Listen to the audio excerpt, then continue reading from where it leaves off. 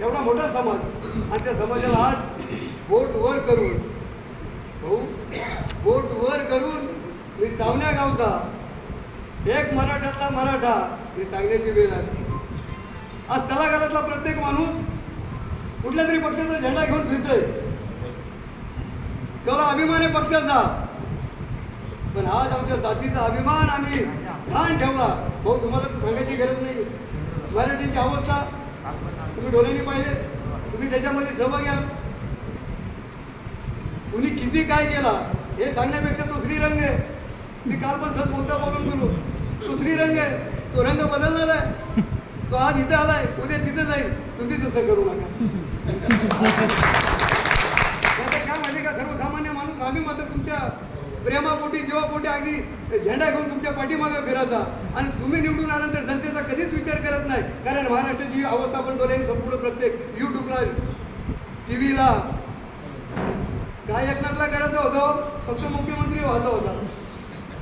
40 घेऊन याला लोकांना सांगितलं, पण लोक पण त्यांच्याच पाठी चोरांच्या. हे कुठेतरी थांबला पाहिजे. आज मराठीची आशा तुमच्यावरती.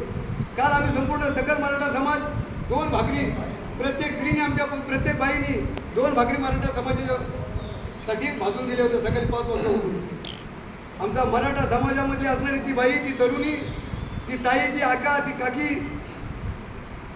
आम्हाला ज्यांनी पाडलाय, ज्यांनी त्रास दिलाय, डायरेक्ट कार्यक्रम करू असा भर सभेमध्ये त्यांनी बोलताय. त्याचा कार्यक्रम ती आई ताई बहीण आमची केल्याशिवाय राहणार.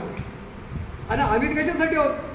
आम्ही सुद्धा 6 लोक जर 6 गल्लीतनं जर फिरायला गेलो तर पक्षाचा कार्यकर्ता फक्त घरात झोपल हे लक्षात ठेवा. मग तो BJPचा असो, त्या राष्ट्रवादी अजित पवारचा असो, नाही तर एकनाथ शिंदेचा असो.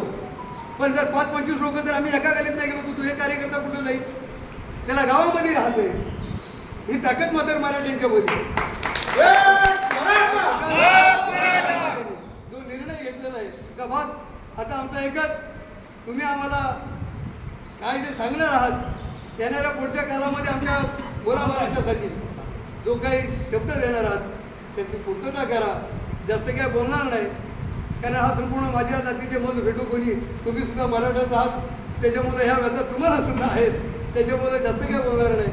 माझ्या जातीचे मज भेटू कोणी, मज जागविती निरंतर, एवढंच बोलतो.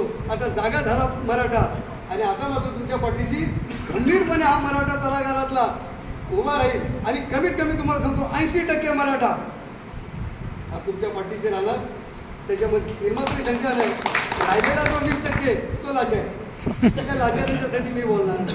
त्यांना थोडंसं दिलं तर ते लगेच खिशात घातली. त्यांचा पण प्रचार करणार नाही, त्यांचा पण प्रचार करणार. असे राजा बरेच आहेत ना, आणि डोळ्यांनी पाहिलेले आहेत.